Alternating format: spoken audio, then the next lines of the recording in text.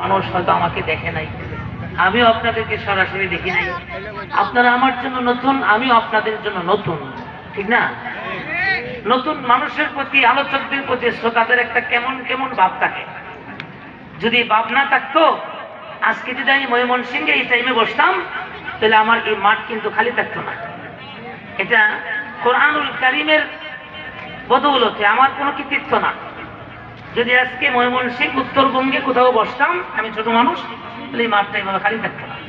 আর ওই যে লোকজন ঘুরতেছে না, এই লোকগুলি ঘুরতেও না, চলে আসতো। কারণ এরা আমাদের চিনে না, আমিও ওনাদেরকে চিনি না। কি বলেন, ঠিক না? আর নতুন আলোচকদের প্রতি শ্রোতাদের কেমন কেমন ভাব থাকবে, এটাই স্বাভাবিক। আপনাদেরও কেমন কেমন ভাব আছে। এই কেমন কেমন ভাব থাকার কারণেই সবাই এখনো একমত হইতে পারেন না যে মাহফিল চলবে।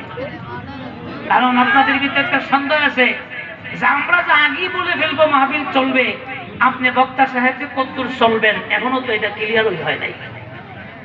তবে এটা, এই চিন্তা ভাবনা এটা আপনারা করা, এটা স্বাভাবিক।